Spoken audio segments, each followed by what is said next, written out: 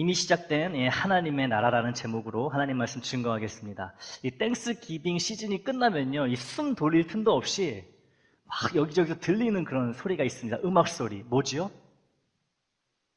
네, 캐롤. 네, 캐롤. 그냥 정신없어요. 특히 미국은 어찌나 이렇게 빠른지요. 하여튼 그 대목이라고 하죠. 이 장사꾼들. 놓치지 않습니다. 땡스기빙 딱 바짝 땡긴 다음에 좀 소비자들에게 좀 이렇게 숨 쉴 수 있는 여유를 줘야 되는데 끝나자마자 팍 캐롤을 틀어버려요, 그냥. 그래서 마음을 막 이렇게 술렁이게 만듭니다. 붕 뜨게 만들어요. 붕 뜨면 여러분 뭐도 뜨지요? 지갑도 뜨는 거예요. 지갑이 막 열립니다. 정신이 없어요. 그리고 또 반짝거리는 크리스마스 트리들을 가는 곳마다 보게 됩니다. 예전에 저 코스터메사의 무슨 이 쇼핑몰에 크리스마스 트리를 누가 이렇게 좋다고 해서 구경을 간 적이 있어요. 잘 해놨더라고요. 올해도 해놨는지 모르겠는데 아마 해놨을 것 같습니다. 캐롤과 크리스마스 트리. 근데 우리에게 이런 캐롤 소리와 이 크리스마스 트리 반짝반짝거리는 이것들은 예수를 믿지 않는 세상 사람들과 좀 다르게 여겨지는 것 같아요. 그렇기 때문에 이런 생각이 들 수도 있습니다. 혹시 이런 생각을 해보신 적은 없으신지 한번 잘 들어보시길 바라요. 예수님의 탄생을 상징하는 이 크리스마스 트리들은 벌써부터 이렇게 반짝반짝 거리는데 내 마음은 왜 여전히 이렇게 어두운 걸까? 우울한 걸까? 예수님의 세상에 오셨다고 그걸 축하하는 크리스마스 캐롤은 아주 여기저기서 요란하게 들리는데 왜 세상은 아직 변한 게 아무것도 없을까? 작년이나 올해나 왜 변한 게 없을까? 왜 전쟁은 끝나지 않고 내 마음속에 불안함과 염려와 걱정은 사라지지 않는 걸까? 혹시 캐롤을 들으시면서 또 반짝이는 크리스마스 장식들을 보시면서 이런 생각 안 해보셨나요? 대림절 둘째 주일인 오늘 우리는 지난주에 이어서 촛불을 켰습니다. 두 번째 촛불이 켜졌어요. 이 첫 번째 이 촛불의 의미는 소망, 희망을 나타냅니다. 예수님이 가져오신 소망과 희망이고요. 오늘 이 두 번째 촛불은 무엇일까요? 평안입니다. 평화예요. 평화의 촛불을 오늘 우리는 켰습니다. 그러나 우리 앞에 이렇게 예쁘게 켜져 있는 이 평화의 촛불과 달리 세상은 사실 너무나 어둡다는 거예요. 수년째 전쟁이 멈추지 않고 있고요. 그 전쟁의 여파로 미국을 비롯한 온 세상이 어려움을 겪고 있습니다. 그리고 이 세상은 치가 떨릴 정도로 여전히 폭력적입니다. 총기 사고가 미국만 해도 끊이지를 않고 있어요. 어처구니 없는 그런 죽음들이 지금도 우리가 살고 있는 미국 내에서 어떻게 이런 일이 일어날 수 있지 하는 그런 끔찍한 일들이 계속 벌어지고 있다는 것이죠.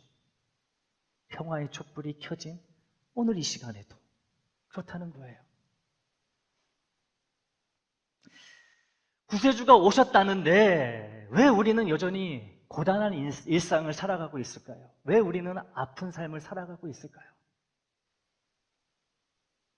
그런데 이런 질문은요, 사실 우리만의 질문이 아니었어요. 2000년 전 바리새인들도 예수님께 똑같이 물었습니다. 우리와 같은 마음을 가지고. 그 질문은 이것이었어요. 하나님의 나라가 언제 옵니까? 언제 우리의 이런 아픔이, 언제 우리의 이런 고통이, 언제 우리의 이런 식민지 생활이 끝나겠습니까? 묻고 있다는 것이지요. 바리새인들이 이 질문을 예수님께 하면서 그들이 기대했던 대답은 몇 날 몇 시 언제쯤 그렇게 될 거야 라는 이 말이었을 것입니다. 그런데 주님은 그들의 기대를 완전히 뒤흔드는 답을 주십니다. 오늘 본문이에요. 오늘 본문이 바로 바리새인들의 하나님 나라가 언제 옵니까? 제발 좀 알려주십시오. 제발 좀 이 고단한 삶에서 벗어나는 그때를 알려주십시오 라고 물었을 때 주님의 대답이 오늘 본문이라는 것이죠. 다시 한번 보겠습니다. 제가 읽어볼게요. 이 바리새인들이 하나님의 나라가 어느 때에 임하나이까 묻거늘 예수께서 대답하여 이르시되 하나님의 나라는 볼 수 있게 임하는 것이 아니요 또 여기 있다 저기 있다고도 못하리니 하나님의 나라는 너희 안에 있느니라. 아멘. 바리새인들은 또 바리새인들뿐만 아니라 예수님의 제자들 역시 마찬가지로 모든 당시 유대인들이, 이스라엘 사람들이 하나님 나라를 아주 거대한 이벤트로 생각하고 있었습니다. 화려한 이벤트. 하늘이 쫙 갈라지고 번개가 뻐가강 치고 천사들이 나팔을 불고 그 즉시 로마 제국이 무너져 버리는 그 날을 하나님의 날이라고 기대하고 있었어요. 하나님의 날은 그렇게 임한다. 마치 역사의 거대한 디데이가 찾아오기를 기다리고 있었던 것이죠. 한 번에 해결되는 그 순간을 기다리고 있었던 거예요. 하나님 나라, 하나님의 때. 그런데 바리새인들의 이런 기대, 솔직히 말해 우리도 그런 기대감이 있지 않습니까? 어떤 거예요? 로또만 당첨되면은 내 삶이 달라질 텐데. 여러분, 이 프리웨이를 타고 LA 올라가다 보면은 큰 전광판에 아주 그냥 딱 보입니다. 지금까지 누적된 그 로또 그 당첨 금액이. 어떨 때는 저도 볼 때 한 번 보고 다시 볼 때가 있어요. 저 금액이 맞나? 혹할 때가 있다는 것이지. 많은 사람들이 한 방에 인생 역전을 꿈꾸면서요. 로또만 당첨되면은 삶이 달라질 거라고. 그날을 기대하며 열심히 사는 거예요. 또 이런 기대도 있지 않나요? 저 사람만 바뀌면은 참 내 삶이 즐거워질 텐데, 행복해질 텐데, 저 사람만 바뀌면 되는데.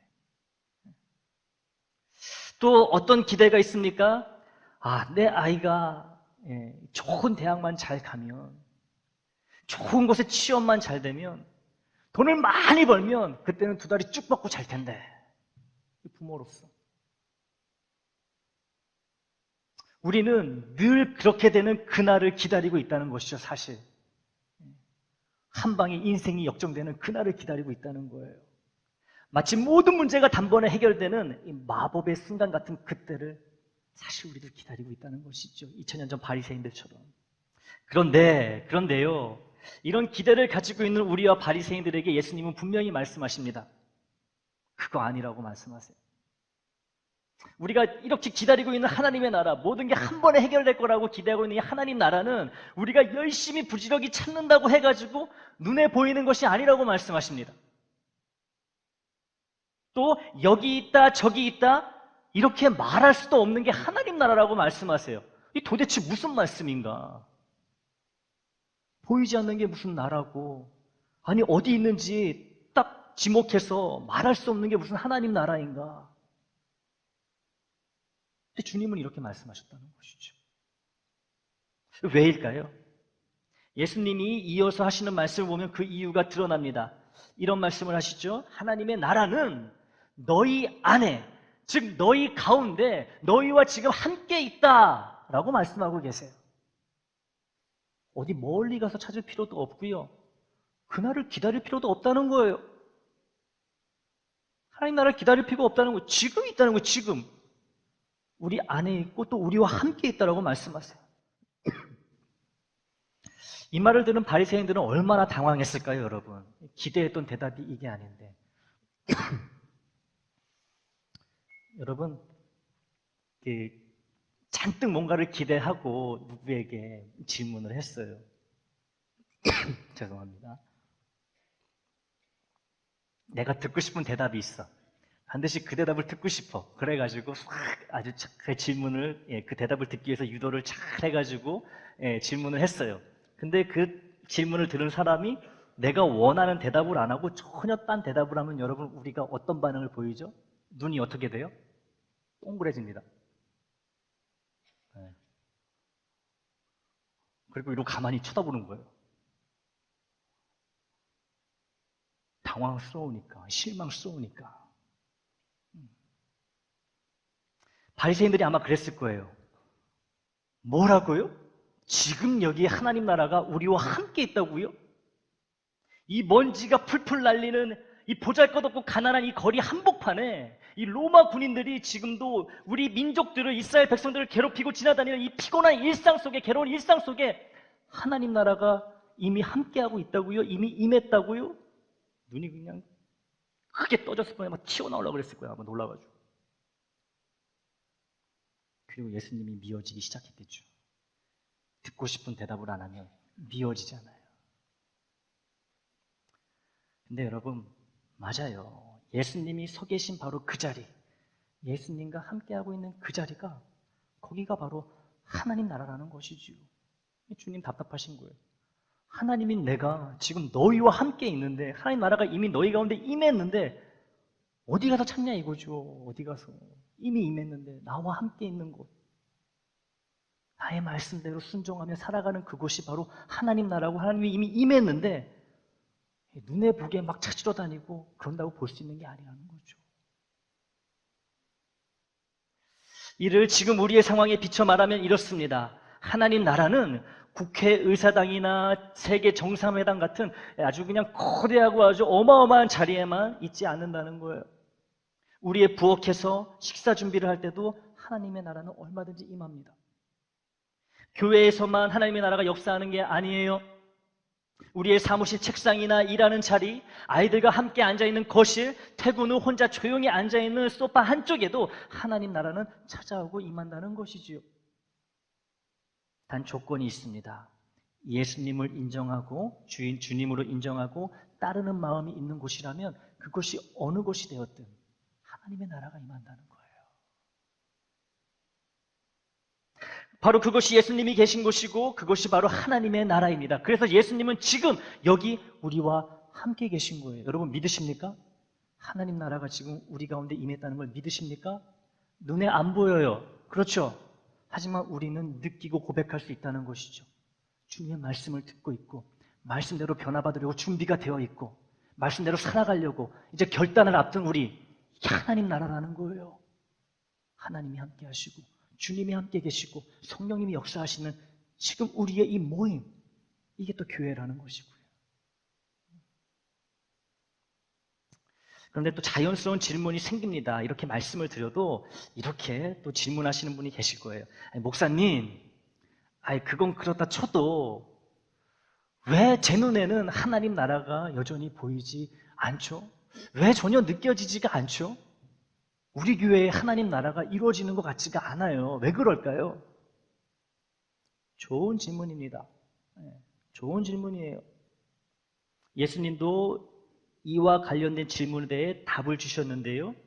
어떤 답을 주셨냐면 하나님의 나라를 씨앗과 비유하셨다는 것이죠. 하나님의 나라를 씨앗이라고 말씀하십니다.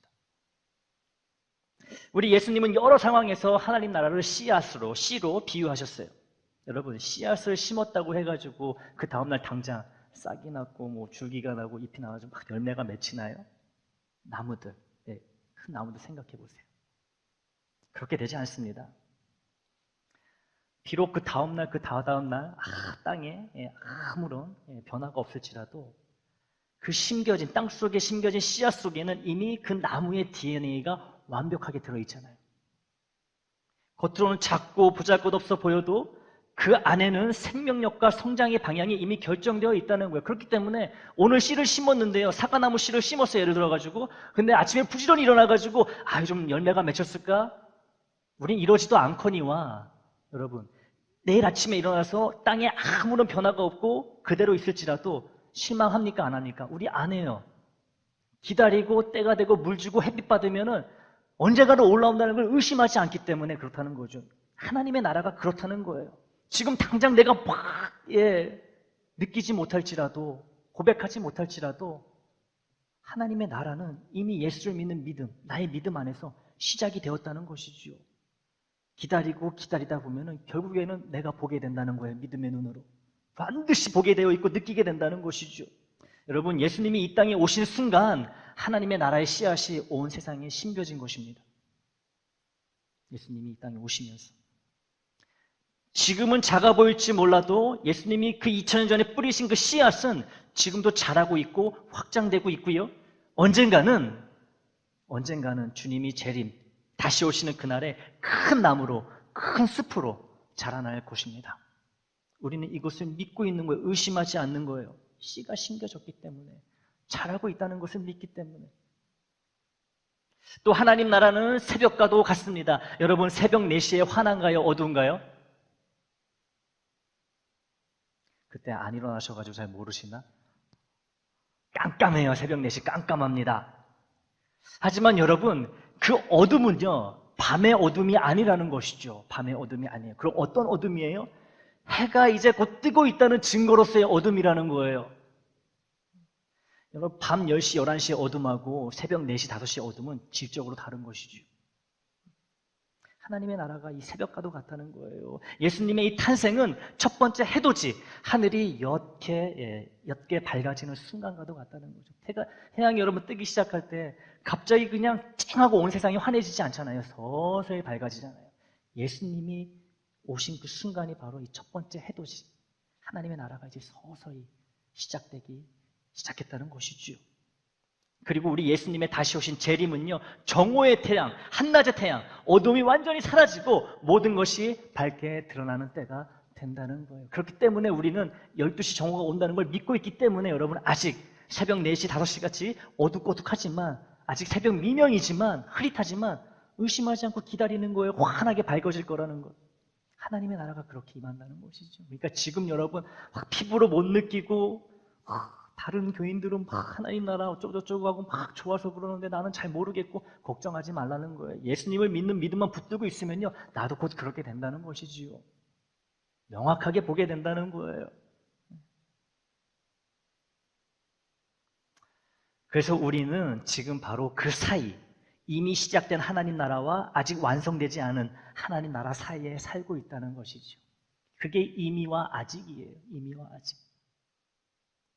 오늘 본문과 이어진 27절에서 예수님은 시대의 징조를 설명하시며 이런 경고를 주고 계십니다. 27절이에요. 우리 한번 함께 읽어보겠습니다. 시작. 노아가 방주에 들어가던 날까지 사람들이 먹고 마시고 장가들고 시집가더니 홍수가 나서 그들을 다 멸망시켰으면,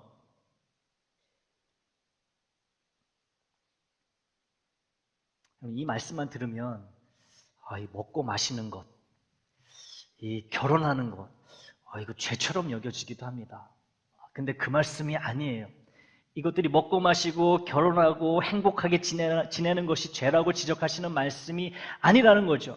이 말씀의 의도는 이것보다 훨씬 중요한 것을 잃어버릴 정도로 우리가 일상에만 매몰된 상태에, 그런 상태의 심각성을 예수님이 폭로하고 계신 거예요. 니들 먹고 마시는 거 좋아, 결혼하는 거 좋아, 하지만 더 중요한 게 있단다. 근데 그걸 놓치고 있는 거야. 그러면 안 된다라고 하시는 말씀이 바로 이거라는 거죠. 우리가 더 중요하게 붙들고 있어야 돼, 놓치지 말아야 될 것이 무엇이죠? 주님이라는 거예요. 여러분, 주님 없는 먹고 마심이 무슨 의미가 있겠습니까? 주님이 없는 결혼 생활이 무슨 의미가 있고, 주님이 없는 여러분 그 인생이 얼마나 큰 의미가 있겠어요? 다 후회할 수밖에 없어요. 여러분, 안 살아봐도 알 수 있잖아요. 그거는 주님이 없는데, 가장 귀하고 가장 사랑하는 대상이 마지막엔 없는데 무슨 의미가 있어요 그게? 근데 이걸 몰라가지고 여러분, 많은 사람들이, 심지어 그리스도인들, 교회 다니는 사람들도 그 첫 번째 일상, 자기들이 원하고 바라는 것에만 그냥 혈안이 돼가지고 예수님은 뒷전으로 몰아놓고 거기에만 매달려 있다는 거예요. 그러다 가끔 뒤돌아보는 거예요. 주님 거기 계시군요. 여러분, 현대판 노아의 상황을 상상해 보기를 원합니다. 현대판 노아. 노아가 오늘날 유튜브에 이런 영상을 찍어서 올렸다고 생각해 봅시다. 여러분, 이제 큰 홍수가 옵니다. 쓰나미는 될 것도 아니에요. 온 지구를 집어삼킬 큰 홍수가 옵니다. 아무리 높은 산과 높은 빌딩도 다 잠겨요. 준비하십시오. 이런 영상을 올렸다고 생각해 보세요. 그러면 이 영상 밑에 아마 이런 댓글이 달리지 않을까 생각합니다.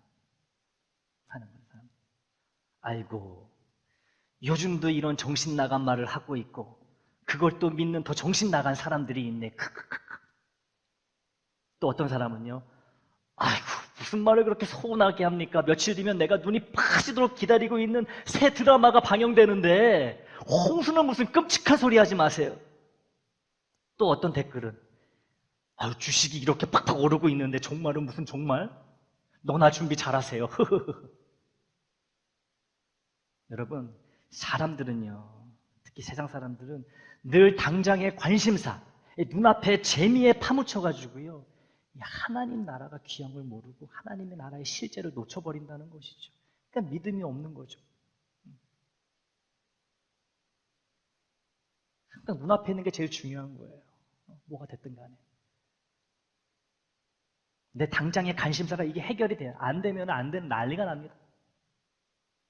그런데 예수를 믿고 있다고 하는 우리, 지금 이렇게 나와서 거룩하게 앉아서 말씀을 듣고 예배를 드리고 있는 우리는 어떨까요? 예수님이 분명히 다시 오신다고 말씀하셨는데, 도적과 같이 임한다고 말씀하셨는데, 긴장 바짝 하고 살라고 말씀하셨는데, 우리 마음은 지금 무엇에 집중하고 있을까요? 여러분의 마음은 지금 어디에 있습니까? 여러분의 마음 어디 있어요? 몸은 여기 있어도 마음도 여기 계십니까?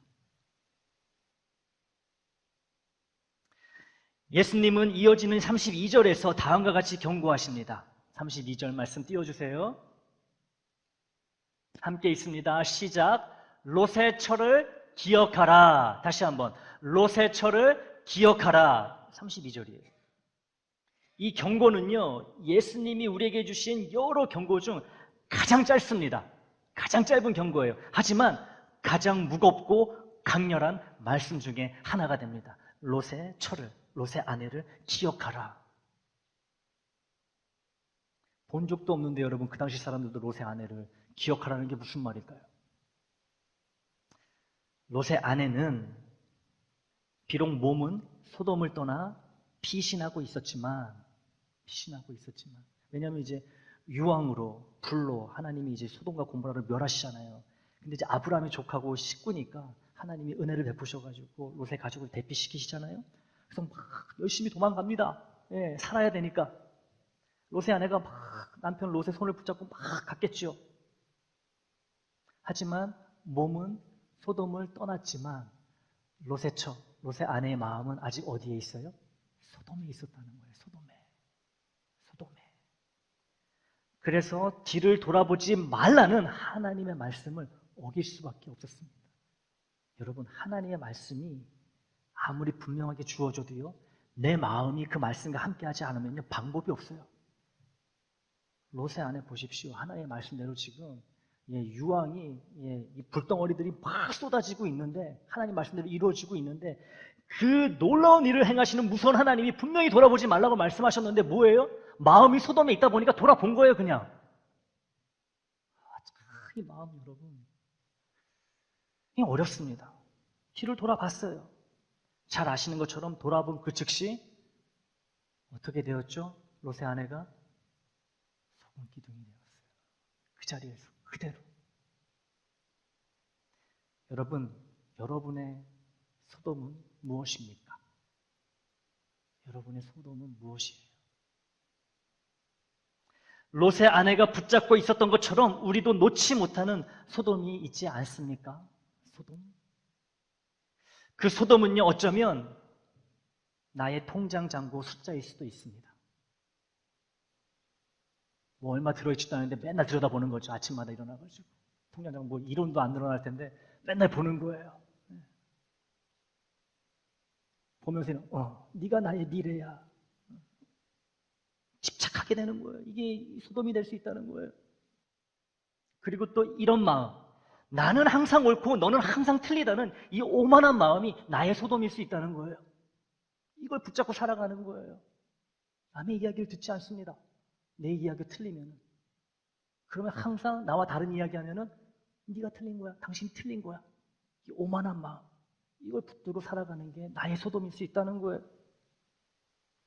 또 자녀가 잘 돼야 내 인생도 인정받는다는 왜곡된 기대가 나의 소돔일 수도 있습니다. 또 나만 괜찮으면 아무 문제 없다는 지독한 이기주의가 또 우리의 소돔일 수도 있는 거예요. 그 위에도 여러 가지가 있겠죠. 자, 예수님은 33절에서 또 이렇게 말씀하십니다. 함께 보겠습니다. 시작. 무릇 자기 목숨을 보존하고자 하는 자는 잃을 것이요 잃는 자는 살리리라. 아멘. 여러분, 우리 아기 예수님의 오심을 우리가 참 기뻐하는데요. 왜 오시는지 아세요? 이런 말씀 주시려고 오신 거예요. 그러니까 잘 들으시기를 바랍니다. 이 말씀 하시려고 오신 거기 때문에. 무릇 자기 목숨을 보존하고자 하는 자는 잃을 것이요 잃는 자는 살리리라. 이 롯의 아내가 여러분 이 소돔에 남겨도 거기서 성공했거든요. 롯의 가정이 정착하고 비즈니스도 잘 되고 많은 재물을 다 남겨두고 오니까 그게 자기의 목숨이라고 생각하니까 마음이 거기에 있으니까 하나님께 있지 않고 돌아보고 그렇게 된 거거든요. 그러니까 뭐예요? 이 잘못된 것에 자기의 목숨을 거니까 잃어버리잖아요. 하지만 하나님이 놓으라고 할 때, 돌아보지 말라고 할 때, 그냥 하나님 보고 앞만 보고 가라고 할 때 가면은 산다는 말씀을 이렇게 하고 계신 것입니다. 그래서 롯의 철을 기억하라라고 강렬하게 말씀하고 계신 것이죠. 여러분, 하나님 나라를 위해 내가 가지고 있는 이런 소돔들을 내려놓을 때 그때 우리는 생명을 얻게 되는 것입니다. 주님의 생명. 살아 역사하는 생명을 얻게 되는 거예요. 내가 여러분 예수를 믿어서 구원받았다고 하지만 내가 여전히 내 마음이 소돔 안에 갇혀 있다면 예수의 그 능력이 역사를 못하는 거예요. 성령님이 역사를 못하십니다. 거룩한 일을 행하지를 못하시는 거예요. 집착을 내려놓을 때, 하나님이 원치 않으시는 것을 내려놓을 때 그때 비로소 자유와 평안이 찾아온다는 것이죠. 계속되는 예수님의 말씀을 보겠습니다. 34절이에요. 시작. 내가 너희에게 이르노니 그 밤에 둘이 한자리에 누워 있음에 하나는 데려감을 얻고 하나는 버려둠을 당할 것이요. 아멘.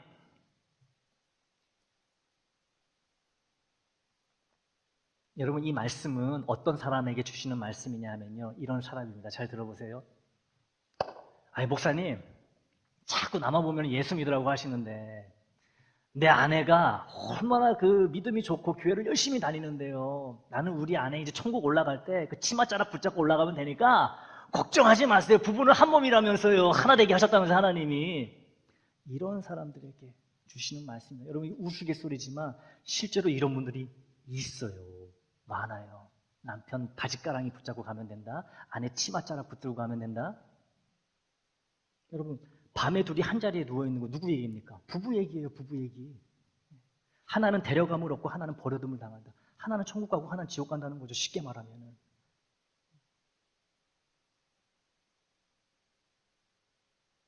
우리를 무섭게 하려고 두려움에 떨게 하려고 주님이 주시는 말씀이 아니에요. 오히려 구원이 얼마나 개인적인 응답인지를 알려주시기 위해서 주시는 은혜의 말씀이라는 것이죠. 그러니까 여러분, 다른 사람의 믿음으로 내가 절대 구원받을 수 없습니다. 나의 구원은 내 믿음으로만 가능한 거예요. 그러니 주변에 이런 분들이 있으면 여러분 잘 이야기해 주시고 기도해 주시기를 바랍니다. 그러니 절대로 일어나지 않아요. 내가 예수를 열심히 믿으면은 지금 예수를 안 믿는 내 남편, 내 자녀들이 구원받겠지. 천만에요, 여러분. 상관없어요. 나의 믿음 생활하고 나의 가족, 내가 사랑하는 사람이 받는 구원하고 아무런 관계가 없습니다. 본인이 예수를 영접해야 되는 거예요. 본인의 입으로, 본인의 마음으로. 여러분, 우리가 살아가면서 쓸데없는 걱정, 하나님 원치 아니하는 고민은 하면 안 됩니다. 그럼 죄가 됩니다. 항상 기뻐하라 하셨기 때문에. 하지만 사랑하는 이의 구원을 위해서 마음 아파하고 고민하는 것은요, 주님이 기뻐하시는 고민이니까 이런 고민은 피하지 마시기를 바랍니다. 가슴 아파하세요. 아직 사랑하는 사람이 구원받지 못했다면. 내가 가슴 아파하지 않고 그들을 위해 기도하지 않으면 누가 해줍니까? 이런 고민, 이런 아픔은 유익한 아픔이고 고민이고 하나님 기뻐하시는 거니까요. 많이 아파하시기를 바랍니다. 구원은 가족 패키지가 아니에요, 여러분. 1+1, 바이 원 개돈도 절대로 아닙니다. 부모님이 신실하다고 자녀가 자동으로 천국에 가는 게 아니에요. 남편이 믿음이 좋다고 아내가 자동으로 믿음의 길을 걷는 것도 아닙니다. 각자가 지금 그 자리에서 예수님의 초대에 개인적으로 응답해야 되는, 그래서 우리 다 지금 구원받은 거잖아요. 그렇죠? 누가 내 대신 예수 믿어줘가지고 이 자리에 오시면 안 계시죠? 다 개인적으로, 인격적으로 예수님을 구주로 영접하셨잖아요. 오늘 우리는 평화의 촛불을 켰습니다. 두 번째. 여러분 보시기에 왼쪽에 있는 것 같아요, 촛불이. 맞죠, 유품희 권사님? 세상에는 여전히 전쟁이 있고 분쟁과 폭력이 끝나지 않는데도 우리는 여전히 오늘 이 평화의 촛불을 예수님의 이름으로 이렇게 밝혔습니다. 왜일까요? 이미 평화의 왕이 오셨기 때문에, 우린 그것을 믿기 때문에 세상이 어지럽고 폭력적이고 아무리 희망이 없어 보여도 킨다는 거예요, 여러분. 이게 믿음이라는 것이죠. 키는 거예요. 반드시 평화의 나라가 완성될 것을 믿기 때문에 우리는 촛불을 켰고, 이 두 번째 밝혀진 이 촛불은 우리의 그런 믿음을 상징한다고 할 수 있습니다. 우리는 예수님의 그 약속을 바라보며 믿음으로 촛불을 켰고, 이 촛불을 계속 지켜나가야 되는 것이죠. 꺼지면 안 됩니다. 여러분, 질문을 드립니다. 여러분은 지금 어떤 시간대를 살고 계십니까? 어떤 시간대? 과거에 머문 그런 사람이십니까? 롯의 아내처럼 소돔에 붙잡혀가지고 몸은 예배의 자리로, 교회의 자리로, 또 그리스도인으로 이렇게 불리고 있지만 나의 마음은 여전히 세상을 향해서, 소돔을 향해서 그곳에 머물고 있지는 않습니까?